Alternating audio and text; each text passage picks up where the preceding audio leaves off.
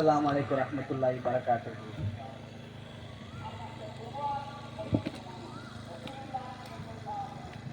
அல்ஹம்துலில்லாஹ் அஸ்ஸலாத்து வஸ்ஸலாமு அலா ரசூலி அம்மாபாத்.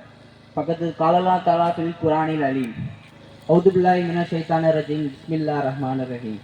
குல் ஹுவல்லாஹு அஹத் அல்லாஹு ஸமத் லம் யலித் வலம் யூலத் வலம் யகுல் லஹு குஃபுவன் அஹத். அல்லாஹும்ம ஸல்லி அலா முஹம்மதின் வலா அலி முஹம்மதின் கமா ஸல்லைத அலா இப்ராஹீம வலா அலி இப்ராஹீம இன்னக ஹமீதுல் மஜீத். அல்லாஹும்ம பாரிக் அலா முஹம்மதின் கமா பாரக் அலா இப்ராஹீம வலா அலி இப்ராஹீம இன்னக ஹமீதுல் மஜீத்.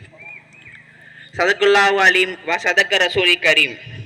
கண்ணியத்தின் அல்லாஹ்வின் நல்லடியார்களே, இந்த புனிதமிக்க ஹஜ் பெருநாள் நாளிலே அந்த கடமையான தொழுவையை தொழு வைத்தவராக உங்களையும் என்னையும் அமர்ந்துள்ள வைத்த அல்லாஹ்வுக்கு எல்லா புகழும் என்று போற்றி புகழ்ந்தோனாக நம் உயிரில் மேலான முஹம்மது நபி ஸல்லல்லாஹு அலைஹி வஸல்லம் அவர்கள் மீதும் அவர்கள் குடும்பத்தார்கள் மீதும் சத்திய சஹாபர்கள் மீதும் சஹாபிய பெண்மணிகள் மீதும் தாபீன்கள் மீதும் தபோ தாமிகள் மீதும் குர்ஆன் சுன்னாக்களை வாழ்க்கை முறையாகவே பயன்படுத்தி வாழ்ந்து கொண்டு வர அனைத்து முஸ்லிம்கள் மீதும் மூமின்கள் மீதும் உங்கள் மீதும் என் மீதும் ஏக இறைவனின் சாந்தியும் சமாதானம் என்றென்றும் நிலைத்து நிற்கட்டுமாக.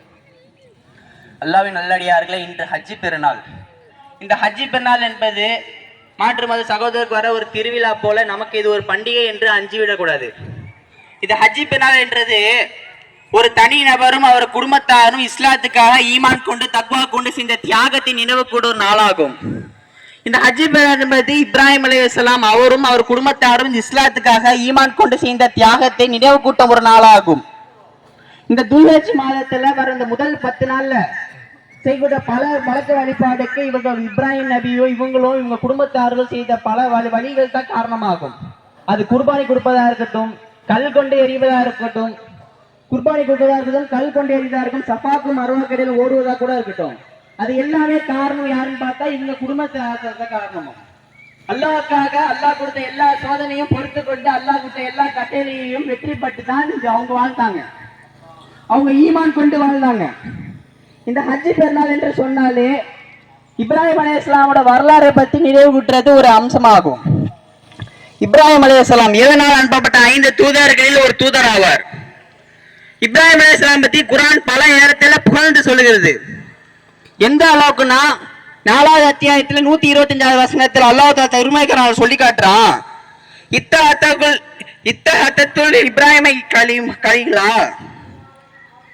இப்ராஹிமை அல்லாஹ் தன் தோழராக எடுத்துக்கொண்டான். இப்ராஹிமை அல்லாஹ் தன்னோட தோழராக எடுத்துக்கொண்டான். அது எவ்வளவு பெரிய அந்தஸ்து! ஒரு மனிதனை தான் இன்னொரு மனிதன் தோழனாக முடியும். இந்த துன்யால ஒரு மனிதன் தான் ஒரு மனிதன் தோழனாக முடியும். அல்லாஹ்க்கு எந்த ஒரு மனிதனோ எந்த ஒரு நபரோ சொந்தக்காரனாவோ தோழனாக முடியாது. ஆனா அதையும் தாண்டி இப்ராஹிம் நபியை அல்லாஹ் தன்னோட தோழராக எடுத்துக்கொண்டான். அதுக்கு காரணம் என்ன? எதுக்காக அல்லாஹ் தஆலா அவரை தோழராக எடுத்துக்கொண்டான்? இப்ராஹிம் அலைஹிஸ்ஸலாமோட பத்தி சிறப்பாக பார்த்தோம்னா அவங்க ஏகப்பட்ட விஷயம் அவங்களோட சிறப்பா இருக்கும்.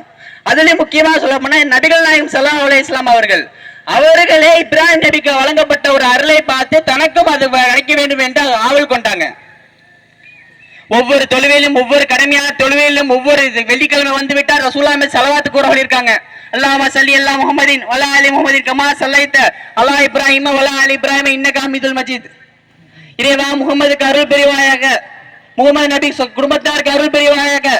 இப்ராஹிம்க்கு எப்படி அருள் புரிந்தாயோ, இப்ராஹிம் நபி குடும்பத்தாருக்கு எப்படி அருள் புரிந்தாயோ, அதே போல முஹம்மது நபி ஸல்லல்லாஹு அலைஹி வஸல்லம் அவர்களுக்கும் அவர்கள் குடும்பத்தாருக்கும் அருள் புரிவாயாக என்று ஒவ்வொரு தொழுவையிலும் அத்தியாயத்துல சொல்றோம். வெள்ளிக்கிழமை வந்தா ரசூலுல்லாஹ் மீது அதிகமாக ஸலவாத் சொல்றோம்.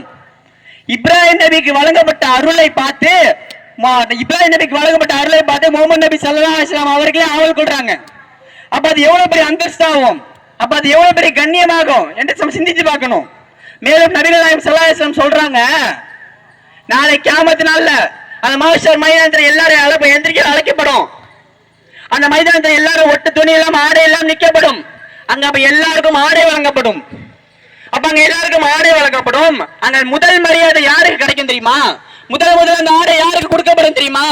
ரசூலுல்லாஹ் சொல்றாங்க, இப்ராஹிம் அலைஹிஸ்ஸலாம் தான் முதல் ஆடை கொடுக்கப்படும். அங்க முதல் மனிதன்ல இருந்து கடைசியா இருந்து போனவர் எல்லாரும் இருப்பாங்க. அங்க அத்தனை பேர் இருந்தாலும் கூட இப்ராஹிம் நபி தான் முதலாக கிடைக்கப்படும். அப்ப அது எவ்வளவு பெரிய பாக்கியம்! இப்ராஹிம் நபி கொடுக்கப்பட்ட ஒரு அருளை பார்த்து முகமது நபி ஆவல் கொள்றாங்க. எத்தனையோ ஆயிரம் மக்களுக்கு எத்தனையோ ஆயிரம் கோடி மக்கள் இருந்தாலும் இப்ராஹிம் நபியை தன்னோட தோழர் என்று அல்லாஹ் சொல்கிறான்.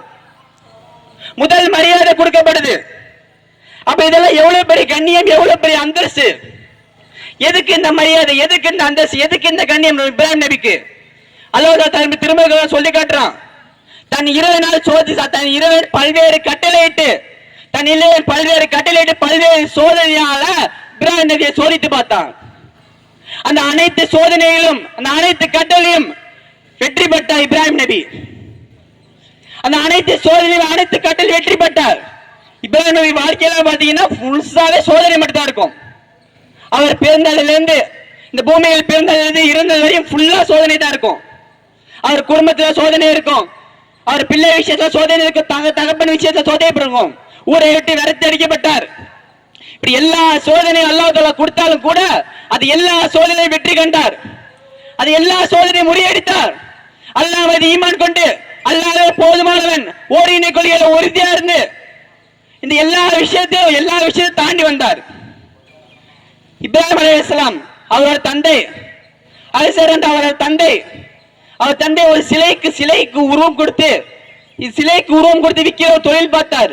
அவரோட மகன் தான் இப்ராஹிம் அலைஹிஸ்ஸலாம். தனக்கு ஒரு அளவு மெச்சூரிட்டி வந்ததுக்கு அப்புறம், தனக்கு ஒரு அளவு பகுத்தறிவு வந்ததுக்கு அப்புறம் தகப்பனார் போய் சொல்றாங்க, நம்மளை பார்க்க முடியாத, நம்ம சொல்றதை கேட்க முடியாத, செவடி கேட்காத ஒரு சிலையை பார்த்து வணங்குகிறீங்களே, எங்கள் பக்கம் திரும்பி விடுங்கள், என் அல்லாஹ்வின் பக்கம் திரும்பி விடுங்கள், என் மார்க்கத்தின் பக்கம் திரும்பி விடுங்கள். அதுக்கு அவர் தந்தை சொன்ன பதில், இப்ராஹிமே, நீ எங்கள் சிலையை மறுக்கிறாயா? ஓடி பேரு கல் கொண்டு கடித்து கொன்று விடுவோம். அதுக்கு அவர் கோபப்படல, இப்ராஹிம் கோபப்படல. உங்கள் மீது சலாம் உண்டாகட்டும், உங்கள் மீது சலாம் உண்டாகட்டும், உங்களுக்காக அல்லாஹ்விடத்தில் நான் பிரார்த்தனை செய்கிறேன். அவன் எல்லா பாவத்தையும் மன்னிக்கிறவன், அவன் தான் ரப்புல் ஆலமீன், அவன் இடத்துல நான் பிரார்த்தனை செய்கிறேன். இப்ப எப்படியாப்பட்ட ஒரு பையனா இருப்பாங்க. தந்தை தன்னை கொண்டு அல்லாஹ்விடத்தே கொல்லுவேன் சொல்லி கூட உங்கள் மீது சலாம் உண்டாகட்டும் போறாங்க. இதான் சோதனையா? இதுக்கப்புறம் தன்னோட ஊருகிட்ட போய் சொல்றாங்க, சிலையை பார்த்து வணங்குறீங்களே, அந்த சிலையால செவடி கேட்காது, உங்களால் பார்க்க முடியாது, சிலையை வணங்காதீங்கிறாங்க. கேட்க மாட்டாங்க. அந்த சிலையை கண்டிப்பா உழைத்துறேன்னு சொல்றாங்க, யாரும் கேட்க மாட்டாங்க. ஒரு நாள் எல்லாம் திருவிழாக்கு போறாங்க. அந்த திருவிழாக்கு போன சமயத்துல எல்லா சிலையும் ஒரு இடத்துல வச்சு அடைச்சிட்டு போறாங்க. இப்ராஹிம் அலைஹிஸ்ஸலாம் சுத்தியில எடுத்துட்டு போய் எல்லா சின்ன சிலையை அடிச்சு நொறுக்கிட்டாங்க. எல்லா சின்ன சிலையும் அடித்து நொறுக்கிட்டு அந்த பெரிய சிலையை கையில வந்து சுத்தியில வச்சுட்டாங்க. அந்த பெரிய சுத்தியில வச்சுட்டு வந்துட்டாங்க. திருவிழா போன மக்கள் எல்லாம் திரும்பி வந்துட்டாங்க. பார்த்து கோவடைறாங்க, யார் இதை செஞ்சா, யார் இதை செஞ்சான்னு தேடுறாங்க. மக்கள் எல்லாம் சொல்றாங்க, ஒரு வாலிபன் இருக்கான், அவன் பேர் இப்ராஹிம், அவன் தான் காரணமா இருப்பாங்க, அழைத்து வாங்க அந்த இப்ராஹிம் அழைக்க வரப்பட்டார். கேட்கிறாங்க, இப்ராஹிம் நீ செஞ்சியா? இப்ராஹிம் சொல்றான், இதை நான் செய்யல, நான் செய்யல. அந்த பெரிய சிலை கையில தான் சுத்தியல் இருக்கு, அந்த சிலையிட்டே கேளுங்க, யாரு உங்களை அடிச்சா, யாரு உங்களை உடைச்சான்னு. எல்லாரும் சைடு அமைதியாயிட்டாங்க. நான் இப்ராஹிம் என்ன எப்படி அந்த சிலை பேசும் இப்ப தெரியுதா? உங்களால் பார்க்க முடியாத, பேச மாதிரி, தன்னை யாரு நஷ்டமா இருந்த சொல்ல முடியாத ஒரு சிலையை தான் நீங்க வழங்கி கொண்டு இருக்கீங்க, சைத்தானை தான் வழங்கி கொண்டு இருக்கிறீங்க. மக்கள் எல்லாம் கோவப்படுறாங்க. நெருப்பு கொண்டதை உண்டாக்க, தூக்கி விட்டேறீங்க அவரை, அங்க உள்ள தூக்கி போடுங்க அவரை. லா இலாஹ இல்லல்லாஹ் களிமா எடுத்ததுக்காக தூக்கி நெருப்பு கொண்டதை போறீங்களா? போட்டு கொள்ளுங்கள், என் இறைவன் போதுமானவன். ஜிப்ரீல் அலைஹிஸ்ஸலாம் வரார், இப்ராஹிம் அவனுக்கு உதவி வேணுமா? அதுக்கு இப்ராஹிம் சொன்ன பதில், இப்ராஹிம் சாருக்கு என்ன சொன்னா தெரியுமா? என் இறைவனே போதுமானவன், என் இறைவன் தவிர வேற யாரும் தேவையில்லை, என் இறைவனே போதுமானவன். இதுக்கு அல்லாஹ் இந்த நெருப்புக்கு கட்டளை இடுறான், அது இயற்கையை மாத்துறான். நீ இப்ராஹிமுக்கு குளிர்ச்சி தரதா, அமைதி தர இடமா மாறிவிடு. அல்லாஹ் அந்த நெருப்புக்கு கட்டளை இடுறான். அது இது ஒரு சோதனை. அந்த கடைசி நேரத்துல கூட ஈமானை விடுறாரா, தக்வாவை விடுறாரா, என்னை விட்டு வேலையை செல்றாரா என்று சோதித்து பார்க்கிறோம். அந்த சோதனையை கூட வெற்றி பெறாரு. இது மட்டும் தான் சோதனையா? இப்ராஹிம் அலைஹிஸ்ஸலாமுக்கு தள்ளாத வயது வரை குழந்தை பாக்கியம் இல்ல. இப்ராஹிம் அலைஹிஸ்ஸலாம் தள்ளாத வயது வரை குழந்தை பாக்கியம் இல்ல. இப்பெல்லாம் கல்யாணம் ஆனா ஒரு இடத்துல 2 வருஷம் குழந்தை வேணும் ஆசைப்படுறோம். தன் சங்கதியை வளர்க்கணும், தன்னை அப்பா என்று கூப்பிட ஒரு மகன் வேணும் ஆசைப்படுறோம். அவருக்கு தள்ளாத வயது வரை குழந்தை அல்லாஹ் கொடுக்கவில்லை. யாருக்கு? அல்லாஹ்வின் வட்டத்தில் கலீல் என்ற பகுதியில் இருக்கிற ஒருத்தருக்கு, அந்த அந்தஸ்தில் இருக்கிறவருக்கு குழந்தை பாக்கியத்தை கொடுக்கவே இல்லை. சோதித்து பார்க்கிறான் அல்லாஹ். இந்த வழியில சோதித்து பார்க்கிறான். குழந்தை கொடுக்காம சோதித்து பார்க்கிறான். தள்ளாடு வயது வரை குழந்தை கொடுக்காம சோதித்து பார்க்கிறான். இவன் என்ன செய்யறான்? இவன் நம்ம மார்க்கத்தில் இருக்கானா, தக்குவா கொண்டு இருக்கானா, ஈமான் கொண்டு இருக்கிறான்னு சோதித்து பார்க்கிறான். அந்த நிலையில் கூட தாவா பள்ளியிலிருந்து வெளியே வரல, இஸ்லாமை எட்டி வைக்கிறது வெளியே வரல. துவா மட்டும் அழைச்சாரு, யா அல்லா ஷாலையான பையனை கொடு, யா அல்லா ஷாலையான குழந்தைய கூட துவா மட்டும் அழைச்சாரு.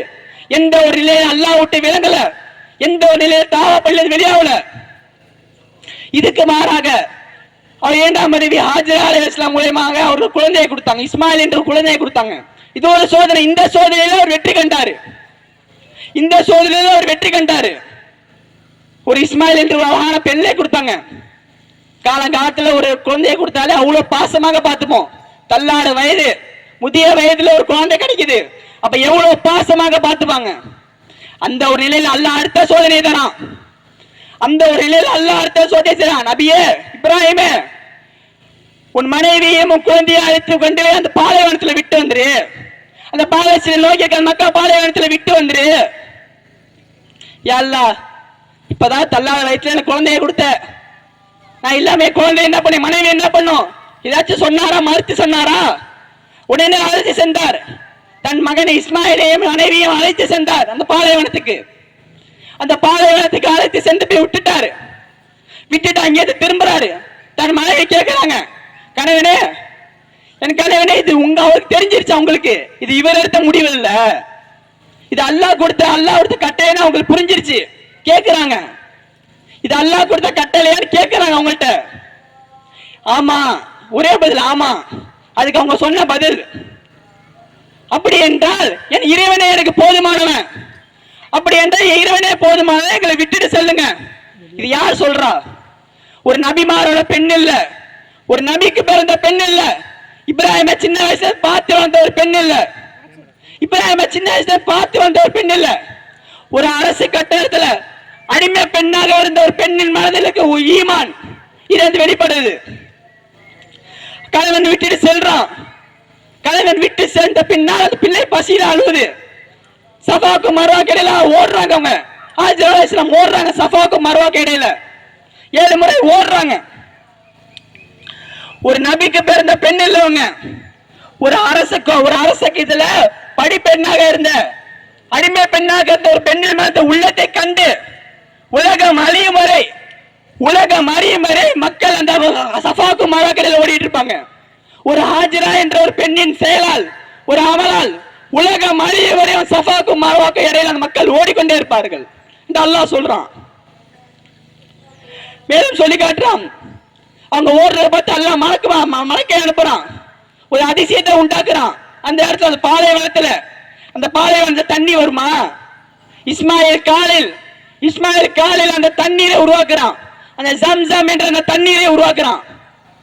ஹாஜர் அலைஹிஸ்ஸலாம் ஓடி வராங்க. ஹாஜர் அலைஹிஸ்ஸலாம் ஓடி அந்த ஜம்சம் தண்ணீரை நிப்பாட்டுறாங்க. அல்லாஹ்வின் தூதர் சொல்லி காட்டுறாங்க, ஹாஜர் அலைஹிஸ்ஸலாம் மட்டும் அந்த தண்ணீரை நிப்பாட்டவில்லை என்றால் இந்த பூமி முழுக்க சம்சம் ஆறாக முழுக்கி இருந்திருக்கும். இந்த பூமி முழுக்க சம்சம் ஆறாக இருந்திருக்கும். ஹாஜர் அலைஹிஸ்ஸலாம் தார சம்சம் ஆற நிப்பாட்டாங்க. விட்டுட்டு வந்துட்டாங்க. திரும்பி வராங்க. அல்லாஹ்விட பிரார்த்திச்சுட்டே வராங்க, ரப்புவே ஒன்னு புனிதமாக இருக்காம அவங்க விட்டுட்டு வந்துட்டேன். அங்க விவசாய நிலமும் கிடையாது, குடிக்க தண்ணீரும் கிடையாது. அவங்களுக்கு நீ தொழுவை நிலைநாட்டுவாயாக, அவங்களுக்கு தொழுவை நிலைநாட்டுவாக, மக்களின் உள்ளத்தை அந்த இடத்தின் பக்கம் திருப்புவாயாக, அவர்களால் ஒரு சங்கத்தை அங்க உருவாக்குவாயாக சொல்லிட்டு வந்துட்டாரு. இதோட சோதனை முடிஞ்சிருச்சா? பிள்ளைக்கு ஒரு அளவு ஒரு வயசு வருது, ஒரு அளவு ஒரு பக்குவம் வருது இஸ்மாயில் அலைஹிஸ்ஸலாமுக்கு. அடுத்த கனவை இறக்குறான் அல்லாஹ். அடுத்த சோதனை அழைத்துட்டார். அந்த சோதனையில் வெற்றி பெற்றாரு. முதல்ல மனைவி பெறுவாங்க, அந்த சோதனையில் வெற்றி பெற்றார். ஏன் எதுக்குன்னு கூட கேட்க மாட்டாரு. அடுத்த சோதனை வஹி இறங்குது. நமக்கு அவங்க வர கனவு மாதிரி இல்ல, தூதருக்கு வர கனவு வஹி ஆகும். அந்த வஹி இறங்கப்படுது. அந்த வஹியில தன் மகனை அறுப்பது போல காட்சி வருது. தன் தள்ளாத வயதில் பெற்ற மகனை அறுப்பது போல காட்சி வருது. இவ்வளவு வயது கலந்த பெற்ற மகனை யாராச்சும் அறுப்பாங்களா? நீங்களும் நானும் அறுப்போமா? போறாரு இஸ்மாயிலிடம், மக்களுக்கு நோக்கி போறாரு. இஸ்மாயிலிடமே கேட்கிறாரு, மகனே இந்த மாதிரி கனவு வருது, என்ன பண்றது கேட்கிறாங்க. யார் வளர்த்த பிள்ளை? ஹாஜரா மேரோத்த பிள்ளை. அப்ப எப்படி ஈமான் கொண்டு இருப்பாங்க? தந்தையே, உன் இறைவன் உனக்கு என்ன கட்டளை இட்டானோ அதை நிறைவேற்று. உன் இறைவன் உனக்கு என்ன கட்டளை இட்டானோ அதை நிறைவேற்று. முடித்தாலே நீங்க பொறுமை வார்த்தையில ஒருத்தனா பாப்பீங்க, பொறுமைசாலத்தில ஒருத்தனா பாப்பீங்க. இது யார் சொல்றா? ஹாஜரா அந்த குழந்தை இஸ்மாயில் அவங்க சொல்றாங்க. அந்த குழந்தைய அழுத்திட்டு குர்பானை அறுக்கிறதுக்கு போறாங்க. போற வல்ல ஷைத்தான் தடுக்கிறான். அந்த ஷைத்தானை கல் கொண்டு எறிறாங்க. அதை இந்த மாசம் இந்த துள்ளாச்சி மாதத்தை ஒரு வணக்க வழிபாடாக பார்க்கலாம். அதுக்கப்புறம் குர்பானை கொடுக்க போறாங்க.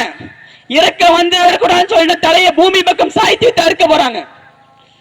அல்லாஹ் உடைய நிப்பாட்டுறான், இப்ராஹிமே நீ கனவை பூர்த்தி செய்து விட்டாய், நீ கனவை முழுமைப்படுத்தி விட்டாய், நல்லவர்களுக்கு இப்படித்தான் கூலி வழங்கப்படும், நீ கனவை பூர்த்தி செய்து விட்டாய். இந்த சோதனை எதுக்கு வைத்தான்?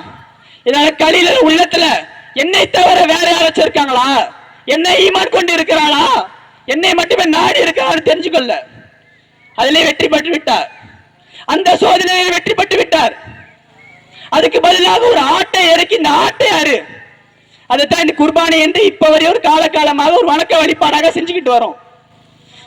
இது எவ்வளவு பெரிய ஈமான் கொண்டு எவ்வளவு பெரிய வந்தா பட்ட, எவ்வளவு பெரிய ஒரு அந்தஸ்து.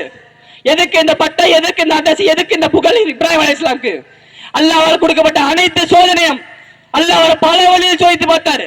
அனைத்து சோதனையிலும் வெற்றி காண்டார். அதைத்தான் இப்போ வரையும் குர்பானி கொடுத்துட்டு இருக்கோம். அல்லாஹ் திரும்ப சொல்லி காட்டுறான், நீங்க அந்த குர்பானி கொடுக்கறீங்களா, அந்த ஆடோ மாடோ ஒட்டகமோ அதோட மாமிசமோ ரத்தமோ அல்லாஹ் அடையிறது இல்லை. உங்களை இறையச்சமும் தக்குவத்தை அல்லாஹ் அடைய வேண்டும் சொல்லி காட்டுறான். அல்லாஹ் நல்லடியார்களே, இந்த நாள் என்பது, இந்த ஹஜ்ஜி பெருநாள் என்பது வெறும் ஒரு பண்டிகை மட்டும் இல்ல, சும்மா ஒரு பண்டிகை சொல்லி கடந்து போக கூடாது. இப்ராஹிம் அலைஹிஸ்ஸலாம் அவர் குடும்பம் இந்த இஸ்லாத்துக்காக செஞ்ச தியாகத்தை நினைவு கூட்ட ஒரு நாள் ஆகும். அதுதான் இந்த நாளோட மிகப்பெரிய அம்சமாகும். தியாக பெருநாள் இது. தியாகத்தை நினைவு கூட்ட நாளா இருக்கும். நமக்கு இஸ்லாத்துல அண்டாவது கடமை ஒன்று இருக்கு, ஹஜ்ஜி என்ற கடமை இருக்கு.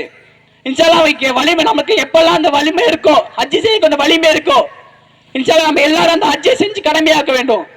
வெறும் ஒரு புகழுக்காகவும் பட்டத்துக்காகவும் ஹஜ்ஜி செய்யாமல் அல்லாஹ்வுக்கு ஈமான் கொண்டு தக்வா கொண்டு அந்த ஹஜ்ஜி செய்ய என்று சொல்லி உரை முடித்துக் கொள்கிறேன். வஅல்ஹம்துலில்லாஹி ரப்பில் ஆலமீன். அஸ்ஸலாமு அலைக்கும் வரஹ்மத்துல்லாஹி வபரகாத்துஹு.